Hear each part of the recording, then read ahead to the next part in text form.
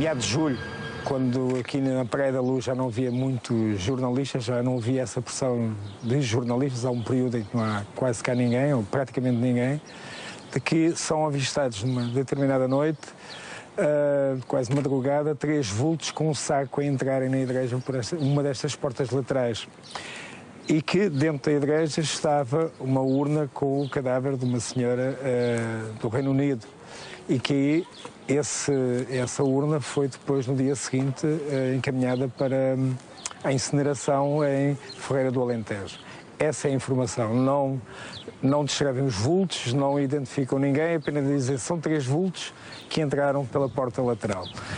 Esta informação chega-me por uma determinada via, mas também numa entrevista depois que dei, penso que 2 anos depois de acontecer, a jornalista que me estava a entrevistar, que era da RAI, diz que tinha apontado no próprio caderno dela a data em que essa informação lhe tinha chegado a ela aqui na Praia da Luz e que de facto coincidia com aquilo que tinha vindo a saber. Se é verdade, se não é verdade, o facto é que alguém com a chave à capela acedeu e alguém levaria um saco pesado.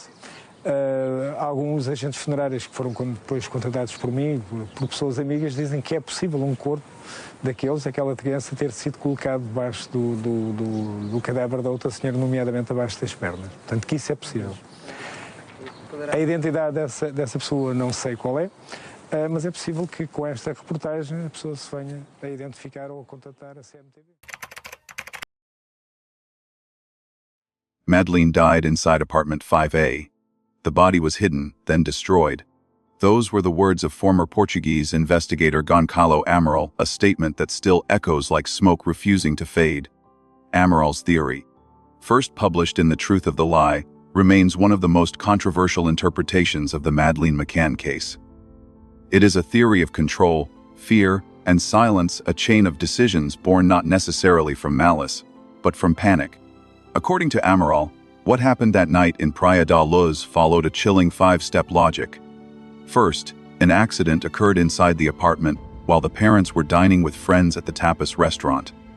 Second, realizing the consequences, they concealed the body to protect themselves from losing their remaining children, their careers, and their reputations. Third, the body was temporarily hidden inside the local church, Nossa Senhora da Luz, a place where the McCanns prayed daily and had free access. Fourth, the child's remains were placed inside a coffin belonging to a recently deceased British woman, awaiting burial. And finally, that coffin was cremated at the Ferreira do Alentejo crematorium, a facility located over 100 kilometers away, the only crematorium available in southern Portugal at the time. It sounds like the plot of a dark detective novel. Yet Amaral insists his reasoning was not a fantasy, but a reconstruction grounded in the evidence left behind, or more precisely, in the evidence that vanished. He believed the church was the key link in the chain. For days following Madeleine's disappearance, Kate and Jerry McCann were seen entering Nossa Senhora da Luz to pray, sometimes late in the evening. Local reports suggested they were given a private key, granting them unrestricted access even when the building was officially closed. The parish priest, Father Pacheco, welcomed them warmly, perhaps out of compassion, perhaps because he believed in their innocence. But soon after, he was suddenly transferred to another parish. Officially, it was a routine move.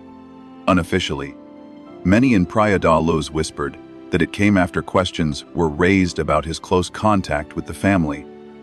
Adding to the intrigue were the accounts of local witnesses.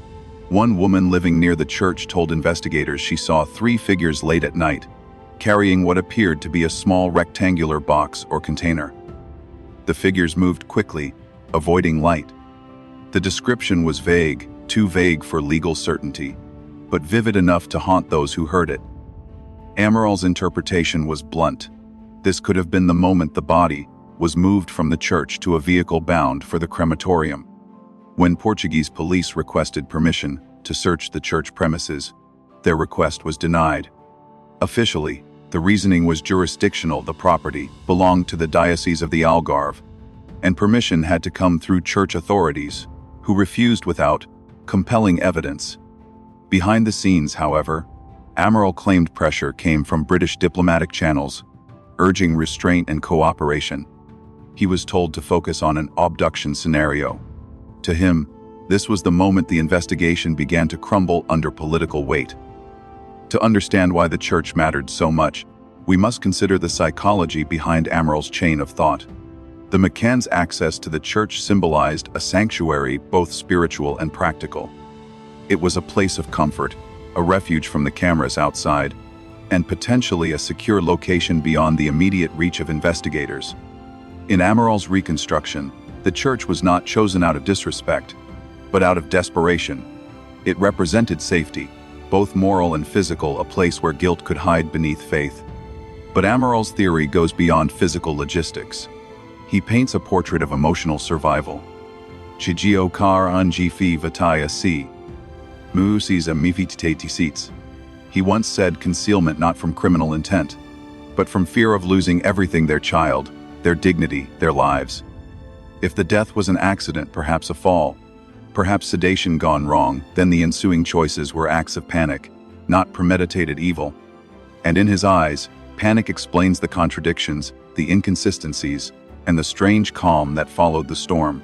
The connection to Ferreira do Alentejo completes the circle. The small crematorium, built to serve expatriate communities, was located roughly 2 hours' drive from Praia da Luz. At the time, it was the only active cremation facility in southern Portugal. Amaral's hypothesis suggested that the child's remains were placed inside a coffin containing a recently deceased woman of British nationality. The theory is horrifying, but not impossible. The paperwork for cross-national cremations was often processed through British funeral services with minimal local oversight. Once the body entered the system, the act of cremation would have erased all biological evidence, DNA, hair, and tissue in a matter of minutes. Critics of Amaral argue that such a plan would require too many accomplices, too much coordination, and too much risk. Supporters counter that the McCanns were well-connected professionals, surrounded by British consular officials, journalists, and sympathetic clergy, a web of influence capable of silencing questions before they grew too loud. The truth may lie somewhere in between, not in conspiracy, but in collective hesitation. Nobody wanted to believe that the child might already be dead. Nobody wanted to imagine that a church could hold a secret so dark. From a psychological standpoint, the hypothesis reveals as much about Amaral as it does about the case. He was a detective who saw deception in calmness, manipulation in media control, and contradiction in faith. To him, the family's composure after the disappearance was not resilience, it was rehearsed control. The nightly prayers, the televised appeals, and the polished interviews were, in his view, performances designed to shift the narrative from "what happened" to "who took her." The absence of panic became evidence of prior knowledge. Still, Amaral's chain of logic depends on one fragile assumption: that Madeleine truly died inside the apartment.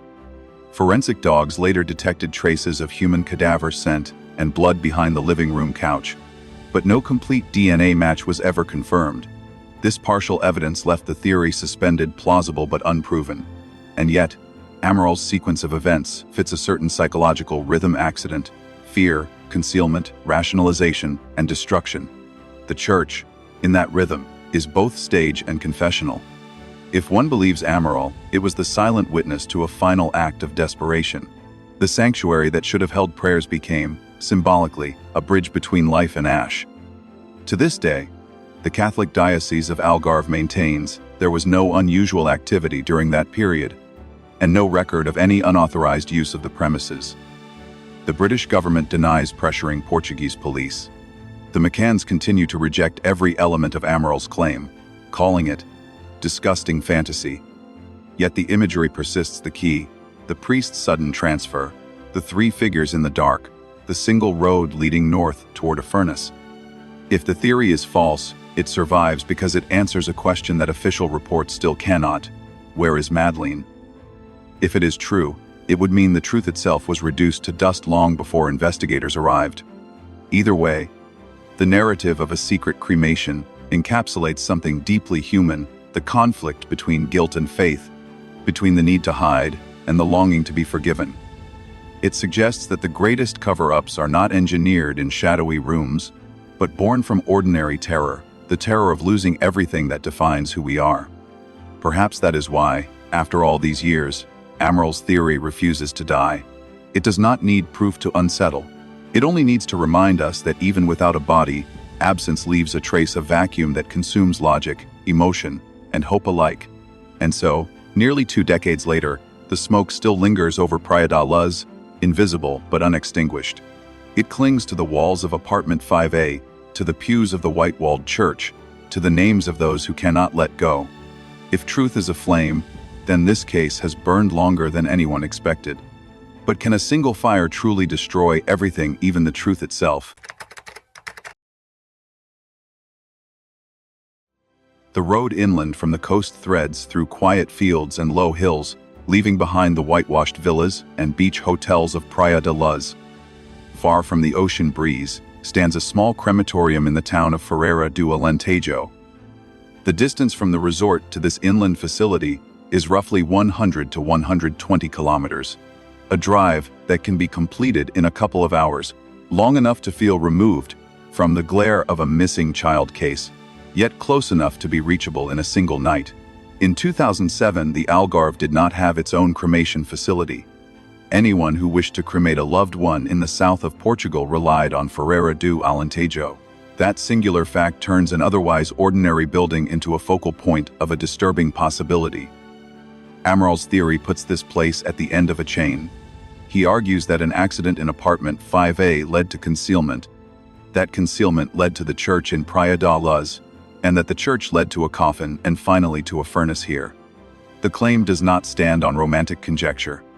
It stands on geography and infrastructure. There was one practical destination for cremation in the region at that time. If someone decided to eliminate biological traces through heat, there was only one place to go. To weigh this theory, we have to understand how cremation works in practice within Portugal. The process is bureaucratic by design. A death must be medically certified. A permit for cremation must be issued by the appropriate civil authority. Funeral professionals arrange transport and custody, and they document each handoff. The coffin is prepared and sealed, often with numbered fasteners or wax identifiers, and the paperwork travels with it. At the facility, staff verify identity, match it against the permit, and witness entry into the chamber. After combustion and processing, a certificate records the completion of cremation along with the identifiers of the deceased. Every step aims to ensure that the body honored by the family is the body entering the retort, and that the remains returned to the family correspond to the person named in the documents. Amaral contends that a determined actor could have slipped another body into that rigid sequence by using the funeral of a recently deceased British woman as cover. The idea is horrifying because it implies the participation of at least one insider. He does not describe an elaborate conspiracy. He suggests a quiet favor granted by someone with access to the chain, someone who could open a door, overlook an irregularity, or make 2 sets of documents look like one. In his telling, the church becomes the bridge between the apartment and the funeral system, a place where grief and authority meet, and where trust could be leveraged in the service of secrecy. Supporters of this line of thinking point to local talk from that period. Residents recalled the death of a British woman in the vicinity during the same window of time. The timing and nationality matter in a narrative sense. A British decedent could have involved British funeral assistants, with language familiarity and consular support that smoothed logistics. The report is not a certified fact of substitution.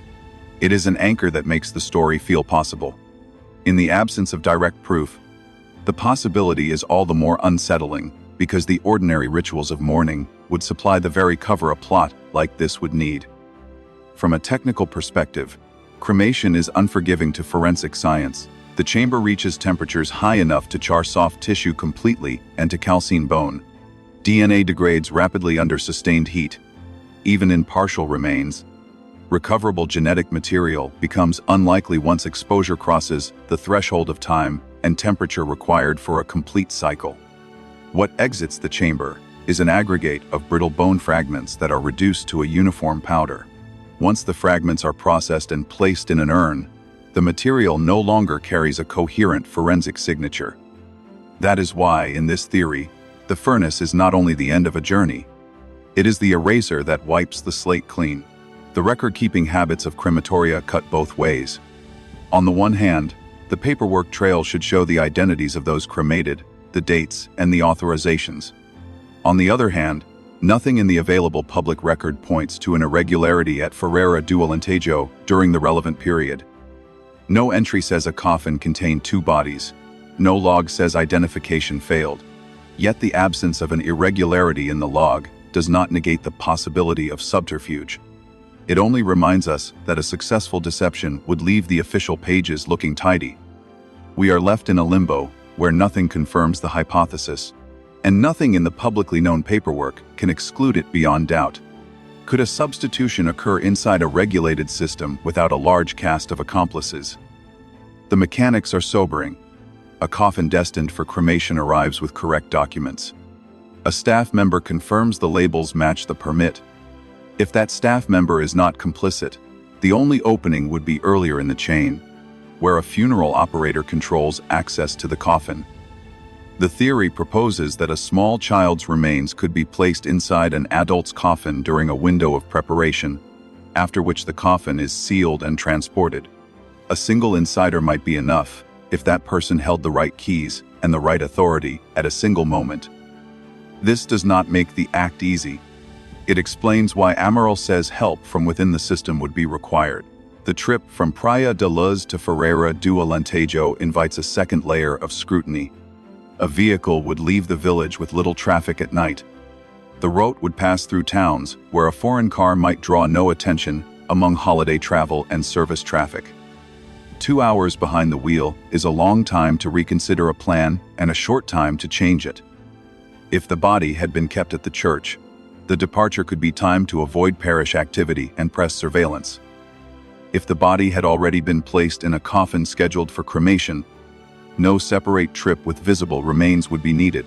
The emotional logic of this window is cruel. Every mile converts panic into procedure. Each kilometer replaces the chaos of an accident with the calm order of paperwork. There is a second reason the church looms so large in this line of analysis. A parish is a place that grants privacy to grief. It shelters people in distress. It confers legitimate access to rooms away from the public eye. If a family grieving a missing child uses a side door at night, no neighbor calls the police. If the priest shows compassion and offers a key, it does not look like collusion. It looks like mercy. Amaral frames that mercy as opportunity. The sanctuary becomes a staging ground not because faith is corrupt, but because faith rarely expects to be exploited by a criminal plan. This is the psychological hinge of the theory. It asks us to believe that a space meant to heal could be used to hide. Critics answer with a practical question. Why risk a cremation at a known facility when burial at sea or clandestine interment in rural ground would be simpler? The reply from proponents is equally practical. Burial leaves a location. Sea disposal demands a boat and luck. Both options depend on a secret that must be guarded forever against chance discovery. Cremation offers a finality that no shovel can match. Once the chamber door closes, there is no later confession by a gardener and no coastal storm that uncovers bones. The calculus is grim. The least risky option after an accident may be the one that feels the most unthinkable. There is also the matter of power and belief. A family with professional status, consular contact, and sympathetic media coverage stands inside a different social weather system than an ordinary tourist. People open doors for them. People assume their good faith. People accept explanations without pushing. None of that proves a crime. It explains how a difficult maneuver could ride a tailwind of deference. Add the protective aura of the church, and the theory acquires a human plausibility that paperwork alone cannot refute. The legal threshold remains high. A prosecutor needs more than geography and motive. A court demands proof that crosses from possible to demonstrated. In this case, proof would be the one thing the furnace is designed to deny, which brings the evaluation to a tight and uncomfortable conclusion. On the legal plane, the cremation scenario is hard to prove and easy to reject. On the psychological and logistical plane, it is not impossible. It requires opportunity, the right relationships, and a willingness to place trust in a chain of strangers who will never speak of what passed through their hands. What remains is a building in Ferreira do Alentejo that served families in their hour of loss. What remains is a town by the sea where a child vanished, and prayers piled up like candles on a stone ledge. Between them stretches a road that is both ordinary and haunted. There are no public records that confirm a hidden body in a coffin. There are no public records that rule it out in absolute terms. If the theory is wrong, the crematorium is only a miscast character in a tragedy that has enough sadness already.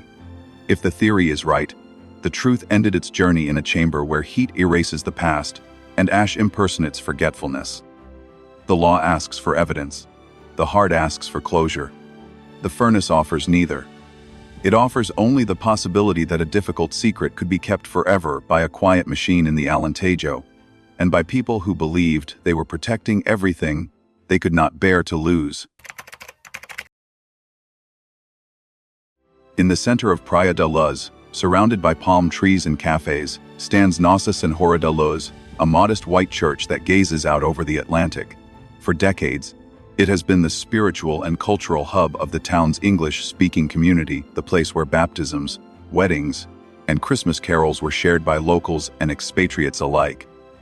On Sundays, hymns sung in English echoed off the limestone walls, and British retirees mingled with Portuguese families under the same vaulted ceiling.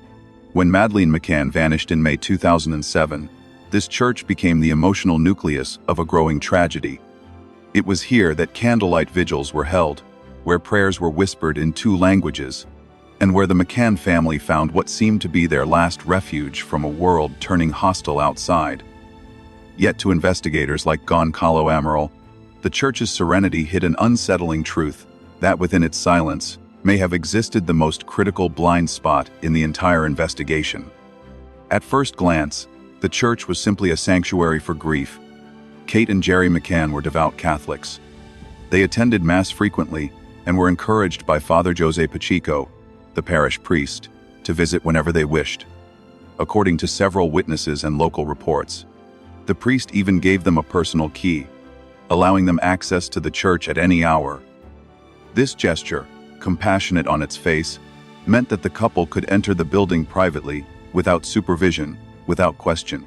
In the early days of the search, the church was open at all hours to volunteers, journalists, and police officers coordinating vigils. But as the weeks wore on, its doors began to close. Services became smaller, and the McCann's access became more exclusive. They were seen entering and leaving through the side entrance late at night. A British reporter described the church as the only place in Luz where the McCanns could breathe. Amaral saw it differently. It was the one place no one dared to investigate. Then came the whispered accounts that would later fuel one of the darkest theories in the case. Several residents recalled seeing movement near the church during the nights following Madeleine's disappearance. One woman described figures carrying what appeared to be a small rectangular container, not large enough to be a coffin, but large enough to hold something wrapped. Others spoke of lights flickering within the church at hours when it was supposed to be empty. None of these accounts were confirmed, but in a case built on fragments and shadows, even an unverified sighting could alter the narrative. By the time Amaral's team requested permission to search the church, the British press had already turned on the Portuguese investigation, accusing it of incompetence and bias. Diplomatic pressure was mounting. When the request reached the diocesan offices, it was quietly denied. Officials said the police had provided no concrete reason to justify intrusion into sacred space. Without a judicial warrant, something nearly impossible to obtain without direct evidence, the search was shelved. Amaral later wrote that British diplomats had urged restraint to avoid religious scandal. The result was a vacuum, a place no one would touch. That decision proved irreversible. Within months, Father Pacheco was transferred to another parish, officially for routine reasons. His replacement was a visiting British priest who stayed only briefly before being reassigned. When journalists and lawyers later sought parish logs or visitor records from May and June 2007, they were told the pastoral files had been misplaced or destroyed. Whether that was coincidence or deliberate discretion has never been clarified. It was not the absence of a confession that troubled Amaral, it was the absence of a paper trail. Every door that should have been opened was quietly locked, he said years later. In his view, the church represented the intersection of faith, diplomacy, and privilege, a structure that, consciously or not, could shield secrets simply by refusing scrutiny. To understand how such a network of silence could form, one must look at the broader ecosystem surrounding the McCanns. Praia da Luz's British expatriate community was tightly knit. Many had personal or professional connections to the Anglican and Catholic parishes serving English residents. When the McCanns sought spiritual refuge, the community responded with immediate empathy. Clergy members coordinated vigils, journalists respected the family's privacy, and even Portuguese authorities hesitated to challenge what was framed as a humanitarian space. That hesitation, born from compassion, created what Amaral would later call a circle of protection. Psychologically, the church embodied both guilt and absolution. It was the one environment where silence carried moral weight. To speak against those suffering was to seem cruel. To question their presence in a holy place was to question faith itself. In this way, the church did not need to conspire. It merely needed to exist within a culture where belief overrides suspicion. As Amaral wrote, "The same walls that echo prayers for forgiveness can also absorb the truth." It is also important to consider the symbolism of secrecy within religious space.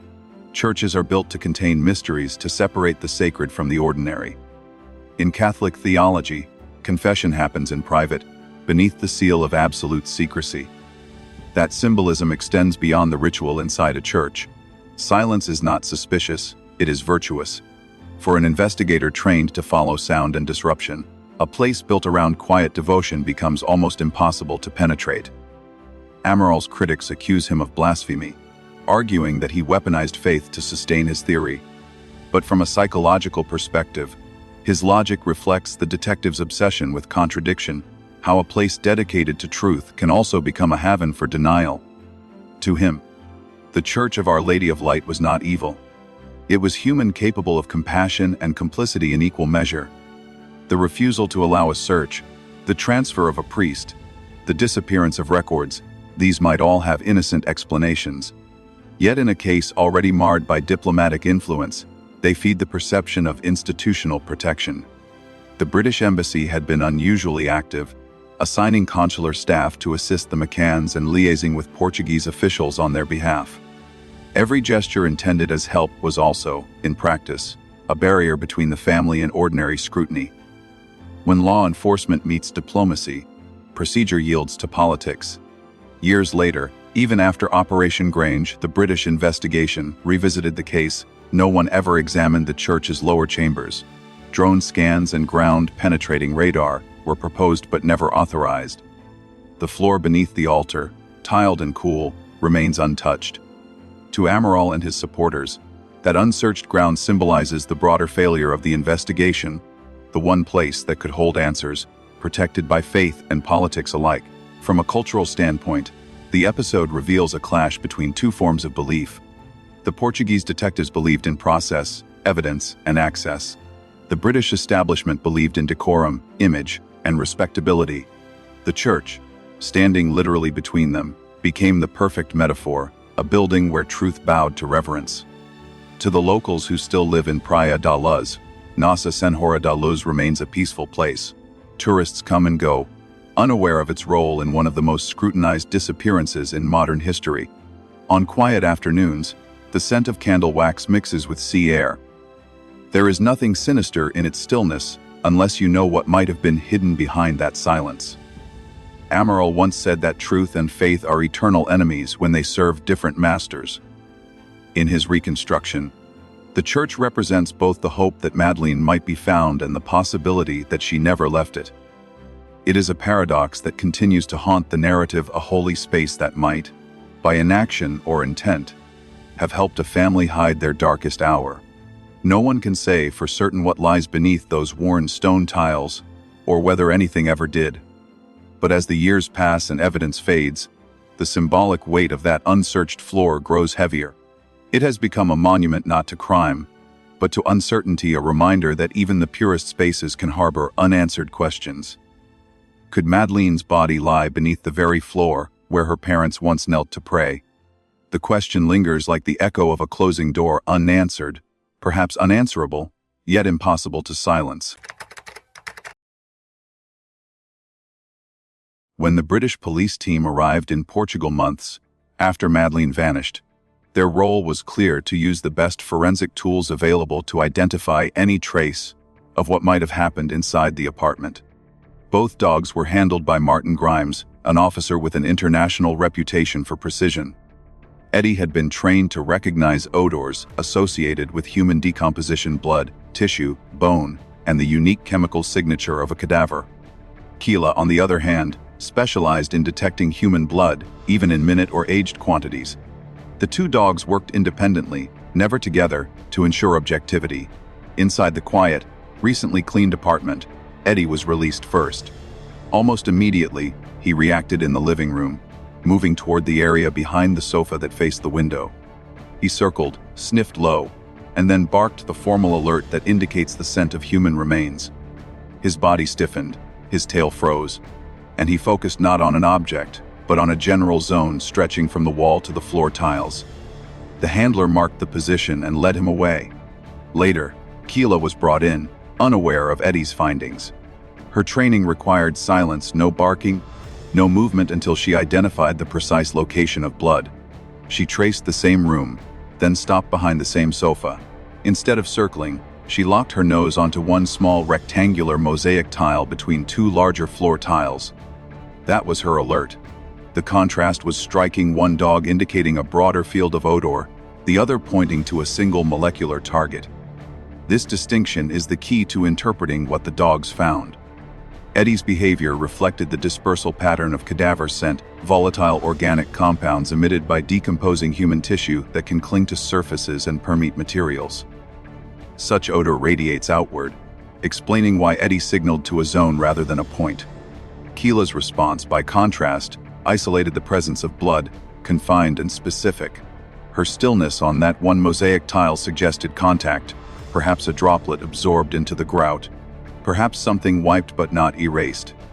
Critics later argued that both dogs could have been reacting to the same residual blood, and that neither necessarily proved death. The misunderstanding stemmed from a condensed Portuguese translation of Martin Grimes' statement, which was quoted out of context in the case files. The summary read: "The dog Eddie is trained using whole and disintegrated material, blood, bone tissue, teeth, etc. He is not trained for live human odors. No trained dog will recognize the smell of fresh blood. They find, however, and give the alert for dried blood from a live human being." In its shortened form, this passage appeared to suggest that Eddie could alert to dried blood from living individuals, as if his detection in 5A might be explained by something innocent, like a nosebleed. But the nuance was lost in translation. Grimes' original meaning referred to the general behavior of trained dogs, not Eddie specifically. The English version made clear that cadaver dogs are exposed to the full spectrum of human decomposition, from whole bodies to microscopic fragments, and that while they may theoretically detect dried blood, their alerts are conditioned to the scent profile of decay, not vitality. In other words, Eddie was trained to ignore the smell of the living. Scientific research backs this up. In controlled studies, cadaver detection dogs have successfully identified microscopic quantities of decomposed human blood stored in sealed tubes, even when competing with stronger non-human odors. The same studies show that the dogs can differentiate between the chemical byproducts of living blood and those of decomposition. Their noses can distinguish life from death in parts per trillion. If Eddie had been reacting only to blood, his response would have mirrored Keela's: precise, contained, fixed. Instead, he barked and moved across an area, as if tracing the diffusion of human remains. The forensic contrast between the two dogs becomes even more significant when considering their reliability records.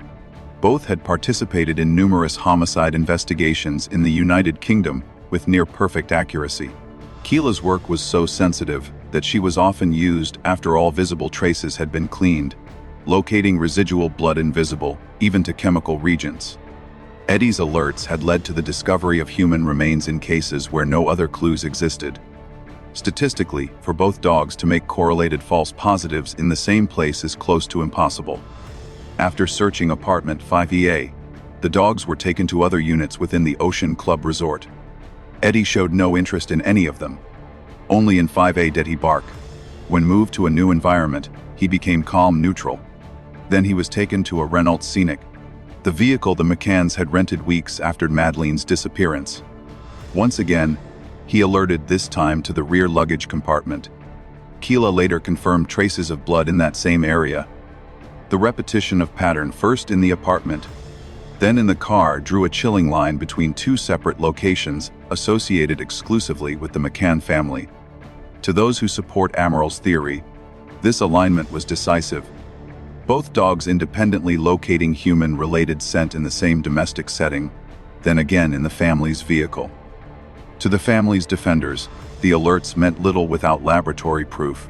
Samples taken from the car were later reported to contain 15 of 19 DNA markers consistent with Madeleine, but not enough to meet the statistical threshold for certainty. In court, such partial results are ambiguous. But to a detective, they are a pattern, a convergence of behavior, chemistry, and circumstance. When confronted with these findings, Jerry McCann dismissed them publicly, stating that dog alerts were not admissible evidence in court. Legally, he was correct. Psychologically, the statement felt defensive. To investigators, an innocent person's natural reaction to unexplained cadaver scent in their own home would be confusion or concern, not dismissal. Amaral saw in their posture a deliberate effort to undermine the credibility of the dogs, rather than seek understanding.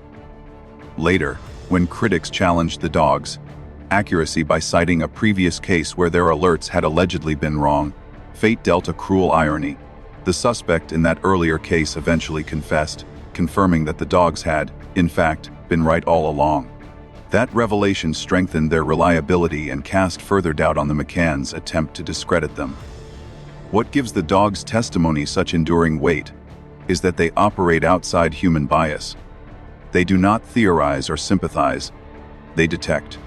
Their responses are pure conditioning, a binary language of presence or absence. Eddie's bark and Keela's stillness were, in their own way, statements written in scent rather than words. Interpreting those statements correctly requires respecting what each dog was trained to express. Forensic analysis later revealed that the concentration of scent behind the sofa could have originated from direct contact with a human body lasting over an hour, the time required for cadaveric odor to transfer and embed into porous surfaces. The area matched the height and location of the couch that had been moved away from the wall. Combined with the single tile where Keela stopped, it suggested an episode of contact and cleanup, the kind consistent with an accidental death, a hurried concealment, and the physical transfer of a body from one site to another. This is not courtroom proof. It is forensic inference, built on patterns of behavior and chemistry.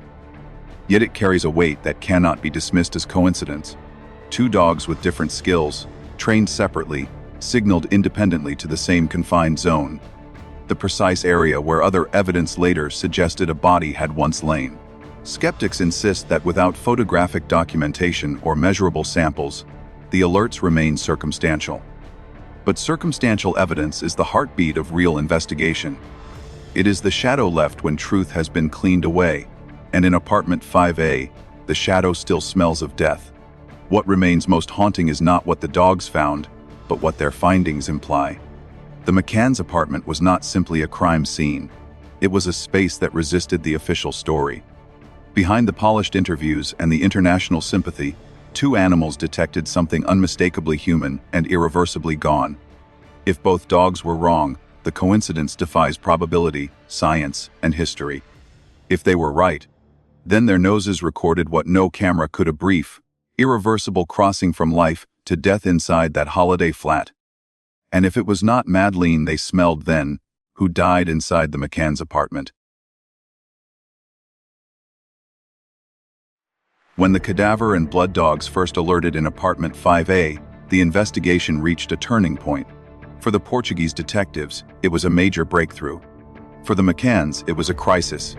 Within days, the family's tone shifted from cooperation to confrontation, and what followed would define public perception for years. Dog evidence is not admissible in court. Jerry McCann told reporters, his voice sharp and controlled. The statement sounded rehearsed, the kind of sentence crafted not for grief, but for strategy. Technically, he was right. Under British law, canon alerts alone cannot convict anyone. But the phrasing revealed something deeper, a pivot away from seeking answers toward discrediting the messenger. Rather than ask why the dogs reacted, the McCanns hired a high-profile public relations team to manage the narrative. The firm, accustomed to political damage control, quickly reframed the story. Press releases emphasized scientific uncertainty. Interviews highlighted the couple's composure and faith. When journalists brought up the dogs, the McCanns' spokespeople questioned their reliability.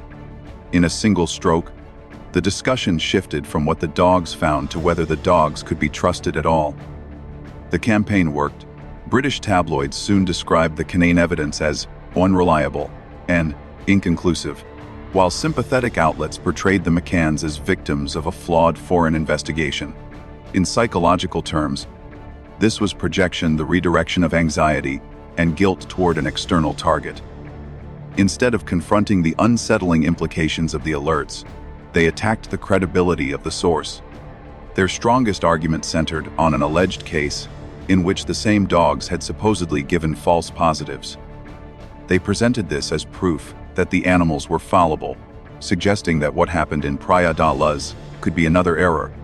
The narrative was persuasive until the suspect in that false positive case later confessed, confirming that the dogs had been correct all along. That revelation was devastating for the logic of their defense. It demonstrated that Eddie and Keela's accuracy was not just theoretical, it had been verified in real investigations. Yet by the time the confession became public, the damage was already done. The seed of doubt had taken root. In the public mind, the dog's credibility was now a matter of opinion rather than record. To Amaral and his team, this shift was not accidental, it was tactical.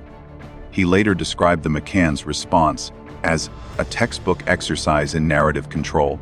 In his view, an innocent family facing inexplicable forensic results would have sought clarity, perhaps even demanded retesting. Instead, they built a communications firewall. Their lawyers warned against further interviews, their spokespeople minimized inconsistencies, and every mention of the dogs was followed by legal caution. Inadmissible, unscientific, open to error. The behavior aligns closely with what psychologists describe as denial under threat, a coping mechanism used when evidence contradicts one's self-concept or survival identity. For ordinary people, denial can be unconscious, a refusal to see what feels unbearable. For those under public scrutiny, it can become strategic, an effort to control perception rather than truth. Innocent individuals, when faced with confusing evidence, tend to ask questions: what could explain this? Could someone else have caused it? How do we prove it wrong? Those hiding something, by contrast, aim to invalidate the evidence itself. The difference is subtle but crucial. One seeks understanding, the other seeks erasure. The McCanns' choice of words and behavior reflected this divide. Jerry's insistence on legal technicalities, Kate's visible irritation when the dogs were mentioned, and their decision to employ professional media handlers all signaled a focus on perception management. This is not, by itself, proof of guilt, but it is the behavior of people fighting for control of a narrative, not the truth behind it. The comparison becomes more striking when one imagines the same scenario under different circumstances. Suppose, for instance, that Eddie the cadaver dog had alerted to the smell of death in Christian Bruckner's van, the German suspect later investigated by authorities. The global headlines would have been instant. Breakthrough in Madeleine case. Cadaver dog detects scent in suspect's vehicle. Law enforcement would have treated it as powerful corroboration, and the public would have celebrated it as a decisive clue. But because the alerts occurred in the McCanns' own home and car, the same evidence was recast as unreliable. This is the essence of confirmation bias, the human tendency to interpret facts in ways that preserve existing beliefs. When the results supported a stranger abduction theory, they were credible. When they implicated the family, they became flawed. The pattern mirrors the psychological defense known as cognitive dissonance reduction. When a belief, in this case, the belief in their innocence, collides with contradictory data, The mind seeks relief by reshaping the meaning of that data. The McCann's behavior, whether conscious or not, reflected an emotional necessity to preserve their self-image as victims, not participants. Observers within law enforcement noticed the shift too. In early interviews, the McCanns expressed empathy for the investigation. Later, their tone hardened. They began describing the Portuguese police as incompetent, unfair, and obsessed with blaming the parents. The transformation was dramatic. The investigators had become the enemy, and the dogs, their silent accomplices. This dynamic of suspicion reversed is common in high-pressure cases involving public figures. Once media attention turns sympathetic, suspects can frame investigators as persecutors. In the McCann's case, every critique of the investigation fed the narrative of innocence. It was no longer about the evidence, it was about reputation. Behind this defense lay a deeper psychological truth control. Losing a child is the ultimate loss of control. By mastering the media, by shaping the story, the McCanns regained a sense of agency over something that had otherwise destroyed them. To the public, this looked like resilience. To investigators, it looked like manipulation. Still, one must acknowledge the paradox: guilt and trauma can produce similar behavior. A grieving parent may resist re-examining painful evidence for fear of emotional collapse. A guilty parent may do the same to avoid exposure. From the outside, both look defensive, calculated, even cold. That ambiguity is precisely why cases like this remain unresolved. Psychology can explain both innocence and deceit.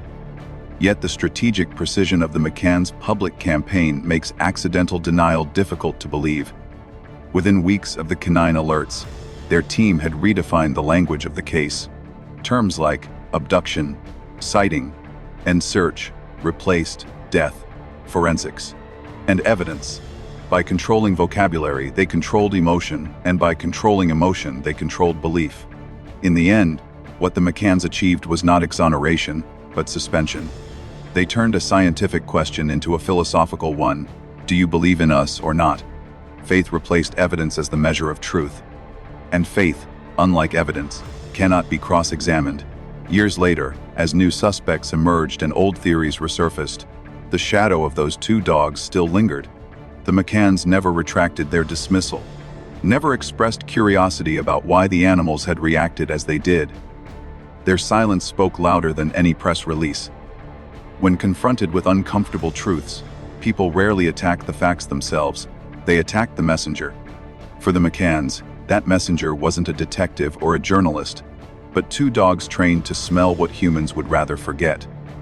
When evidence doesn't fit the story you want to believe, you don't have to disprove it, you only have to make people stop believing the ones who found it. When the cadaver and blood dogs alerted to the McCanns' Renault Scenic, the car they rented 3 weeks after Madeleine disappeared, investigators saw a chance to move from suspicion to fact. The vehicle had been driven daily by the family, used for errands, church visits, and interviews. Samples were collected from the luggage compartment and sent to the FSS in Birmingham, one of the United Kingdom's most respected forensic institutions. The initial report from Portugal's PJ indicated that the genetic material recovered showed 15 out of 19 DNA markers consistent with Madeleine McCann. In forensic terms, this was not coincidence. For a random individual to match at that level, the probability would be astronomically small. The PJ believed they were on the verge of confirming that Madeleine's DNA, or at least a trace of her remains, had been transported in the family's car. But when the FSS report reached the public record, its tone was strikingly cautious. It concluded that the findings were not sufficient for conclusive identification. The 15 markers, it said, could not rule out the possibility of contamination, especially considering that the car had been used by multiple family members. It was a statement of scientific restraint, and to many investigators, a sign of political interference. Leaks from within the PJ suggested that the original analysis had been more assertive. According to those who saw early drafts, the results strongly indicated the presence of Madeleine's DNA. But between laboratory submission and final report, the language softened. The shift coincided with diplomatic tension between Lisbon and London. as British officials sought to protect the McCanns from mounting suspicion. Gonçalo Amaral later alleged that pressure from the British government influenced how the findings were presented, not falsified, but diluted. The science was real, the interpretation was political. The FSS defended its neutrality, stating that probabilistic DNA analysis always demands caution when dealing with mixed or low-quality samples. Indeed, modern DNA testing can detect trace material invisible to the human eye, but interpretation depends on context. A small sample may include genetic noise, fragments from multiple people. Yet the broader question remained: if the DNA matched Madeleine so closely, why was the result never revisited, never confirmed with modern technology, never replicated by an independent lab? The absence of retesting has become one of the great mysteries of the case.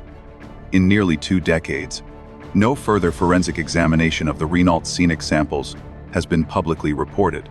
Either the material degraded, was consumed in testing, or, as Amaral has long implied, was quietly set aside. In his view, the moment the data threatened the narrative, the science stopped. From a scientific standpoint, the challenge is not the lack of technology, but the lack of will. Modern methods, such as advanced STR profiling or next-generation sequencing, could reanalyze even degraded samples. If the samples still existed, the case could be revisited in hours. But that would also mean reopening the political rift between 2 nations, questioning the integrity of a major forensic institution, and, perhaps, confirming that a child died while her parents maintained innocence on global television. To Amaral, that prospect explains the silence. The evidence didn't disappear by accident, it was buried deliberately under bureaucracy. Silence, he said, became the most effective defense. He often remarked that the missing data spoke louder than any conclusion could, because the absence itself implied obstruction. Behind the science lies a simple biological truth. If Amaral's cremation theory is correct, then Madeleine's body was destroyed at temperatures exceeding 900 degrees Celsius.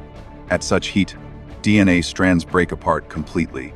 The double helix unravels, proteins denature, and cellular structures collapse into carbon residue. Even forensic specialists cannot reconstruct identity from pure ash. Unlike skeletal remains, which can sometimes preserve mitochondrial DNA, cremation leaves nothing but the trace of existence itself, a chemical whisper without sequence. In that light, the 15 matching DNA markers take on tragic irony. They may have been the last surviving evidence of her physical body, microscopic echoes of what was already gone. If the body had indeed been incinerated, those faint genetic signals in the Rewrote scenic would be the last words her biology ever spoke. And yet, instead of amplifying them, the system muted them. To understand how such data could vanish, one must consider the interplay between forensics and diplomacy. The McCann case was not merely a Portuguese police matter, it was a British political issue, entangled in media, government, and national identity. The parents were portrayed as articulate, respectable, and unjustly persecuted abroad. To question them became, in some corners of the British establishment, an act of disloyalty. When the PJ's investigation began to focus inward toward the family, the flow of cooperation slowed. Mutual legal assistance treaties stalled. Requests for additional testing took months. Some were denied outright. What began as a scientific inquiry morphed into a diplomatic standoff. Reports were rewritten in cautious language, samples were withheld or delayed, and official statements emphasized uncertainty over evidence. The truth did not die in the lab, it was smothered in process. In many ways, the missing DNA is a metaphor for the entire case. Every piece of evidence that could bring closure seems to dissolve into ambiguity. The cadaver dogs barked, the DNA aligned, and yet both were rendered inconclusive. It's as though the investigation itself became allergic to finality. Each time it neared an answer, politics raised a hand and whispered, "Not yet." Today, those 15 out of 19 markers remain frozen in bureaucratic limbo, too close to ignore, too uncertain to accept. Forensic experts still debate their meaning. Some argue the match was statistically significant. Others insist contamination cannot be ruled out. But what no one can explain is why, with today's technology, no government has chosen to verify it. Perhaps because to do so would demand reopening not only an investigation, but a wound, one that exposes the fragility of institutions meant to protect truth. Amaral's conclusion is stark but consistent. The system did not fail by mistake. It failed by design. In his eyes, silence was not incompetence but intent, the clearest evidence that power, when threatened by truth, retreats into secrecy. The missing proof is not an absence of data, but a refusal to see it. From a scientific perspective, the logic is merciless. If the body was cremated, there will never be DNA again. From a political perspective, the silence surrounding the car samples ensures the same outcome, an eternal lack of closure. Whether destroyed by fire or bureaucracy, the result is identical. Not all evidence is consumed by flames. Some is buried quietly deep within classified files, where the truth can burn forever without leaving a trace. Every powerful story eventually stops being about evidence and starts being about belief. Belief became the firewall protecting reputations, reshaping facts, and turning a personal tragedy into a national myth. After the Portuguese investigation stalled, the British government began steering the narrative away from suspicion and towards sympathy. From the earliest press briefings, officials and diplomats framed the McCanns not as potential suspects, but as victims of an unfamiliar system. Spokespeople from the Foreign Office assisted with communication, and British newspapers received official guidance to avoid implying parental involvement. The couple's background as two doctors educated, articulate, respectable became part of the story's moral architecture. It was unthinkable, even offensive, to imagine that people of their status could be responsible for their own child's death. In 2011, this protective barrier evolved into Operation Grange, a new investigation launched by the UK's Metropolitan Police. Publicly, it was described as a fresh review, meant to support the Portuguese inquiry. In practice, it redirected attention entirely away from any domestic accident or cover-up theory, and toward the idea of an outside predator. For years, the official communications from Operation Grange repeated the same phrase: "We are working on the assumption that Madeleine was abducted." That single sentence defined the next decade of public understanding. It reprogrammed the case from suspicion to rescue, from guilt to grief. When German authorities later identified Christian Bruckner, a convicted offender living in Portugal at the time, as their main suspect, it seemed to validate everything Operation Grange had promised. The monster had always been outside the window. The implication was comforting. It restored the familiar structure of good and evil, guilt and innocence, victim and villain. Yet behind that comforting story lingered a quieter truth, that every alternative hypothesis had been methodically walled off. The PJ's original files, the cadaver dog alerts, the DNA inconsistencies, and Amaral's findings were reclassified as legacy theories. Media outlets that revisited them faced legal threats. Within Britain, the narrative became self-reinforcing. Government-funded reviews, sympathetic documentaries, and selective leaks ensured that the McCanns remained the face of loss, not of doubt. The political logic was simple: protect the image of a respectable British family abroad. The scandal of a cover-up, even an accidental one, would have been catastrophic for the institutions that had rallied around them: the government, the church, and the press. By defending the McCanns, those institutions were defending themselves. They had already invested their credibility in the version of events they helped create. To admit error would be to expose not just the family's secret, but their own. At its core, this protection had a religious undertone. From the earliest days, the McCanns' Catholic faith was emphasized in interviews and photos, candles, rosaries, crucifixes, vigils. The church became both backdrop and metaphor, a place where public sympathy could converge. In the eyes of millions, their prayers symbolized hope. To investigators like Amaral, they symbolized something else: a search for absolution before judgment. Psychologically, the McCanns' return to faith after the disappearance may have been genuine. Grief often drives people toward ritual, toward meaning. But the optics of their devotion also served a defensive function.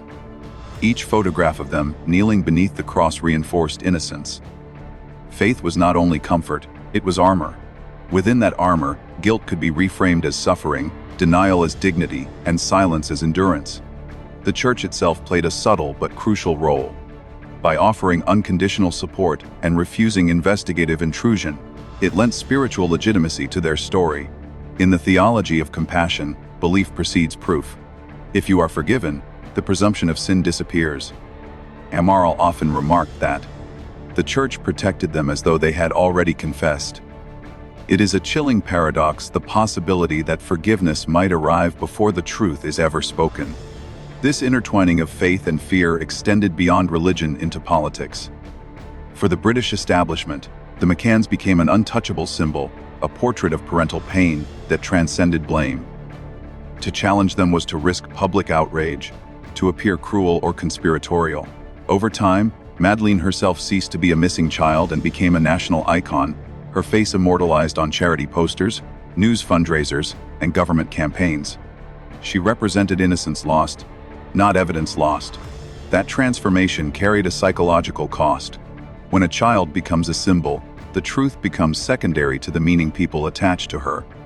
Madeleine's image unified the public under a banner of empathy, but it also created a shield around the adults closest to her. The tragedy turned sacred, criticism became heresy. The more people prayed for her return, the harder it became to ask uncomfortable questions about where she might actually be. Operation Grange's fixation on Bruckner deepened this emotional divide. Each new headline about a prime suspect reignited hope while simultaneously relieving pressure from the original investigation. Yet even as German prosecutors expressed certainty of his guilt, they admitted to having no body, no forensic link, and no confession. The case against him remains circumstantial, a phantom suspect for a story that demanded a villain. Meanwhile, the British government quietly extended funding for Operation Grange year after year, long after most major crimes would have been closed or cold. Officially, this continuity signaled dedication. Unofficially, it maintained control of the narrative, ensuring that the Portuguese files, and the uncomfortable implications within them, stayed buried beneath a polished, state-approved version of events. From a psychological perspective, this sustained effort reflects a national form of denial.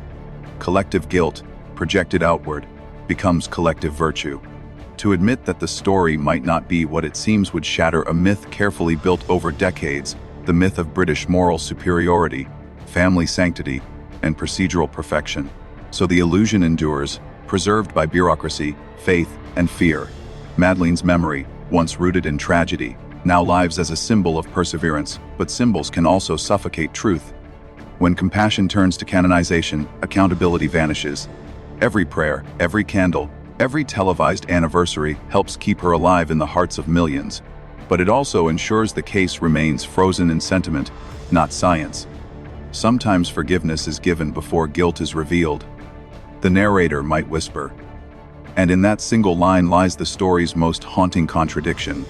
A world so desperate to preserve innocence that it may have absolved sin before confirming it existed.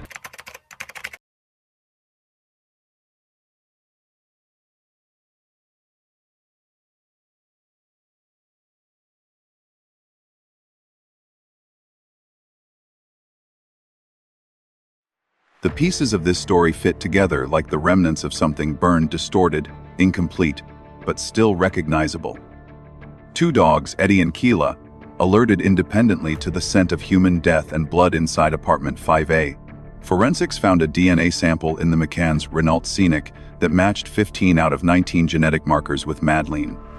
The family had unrestricted access to the Church of Nossa Senhora da Luz, where witnesses reported seeing three figures carrying a small rectangular object late at night, and the only crematorium within 100 kilometers, Ferreira do Alentejo, stood ready to erase every biological trace at temperatures high enough to destroy DNA forever.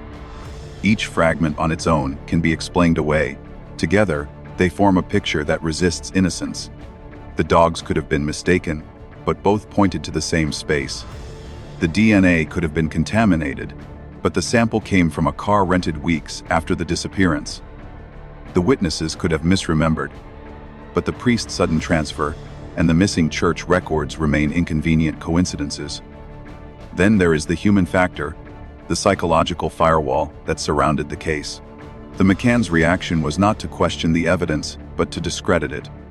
Their composure became both armor and narrative, grief controlled, guilt denied. The British establishment protected them, not necessarily because of proof of innocence, but because of who they were: educated, respectable, and emblematic of a national self-image that could not tolerate scandal. So the question remains, was the truth destroyed to protect an image, or to protect someone else, another child, a family, a fragile belief in the goodness of those who stand in front of the cameras? If Madeleine truly died that night, then every act that followed, the silence, the diplomacy, the redefined investigation, was not only about concealing death, but about preserving a myth. Nearly 2 decades later, Gonçalo Amaral still stands by his theory. In 2025, he repeated that the child's death was accidental, the cover-up deliberate, and the cremation real. The British authorities, meanwhile, maintain their official line: there is no evidence that Madeleine McCann is deceased. Between these two statements lies a gulf filled with hope, denial, and politics, a silence more permanent than any grave. When evidence burns, what remains is belief. The world clings to whichever version offers comfort: the parents' faith, the police's caution, or Amaral's grim logic. Truth, somewhere in between, flickers like a dying ember. And so the final question is left not for investigators, but for us. If Madeleine was truly cremated, then justice burned with her. But if she was not, who made the world believe in a fire that never existed?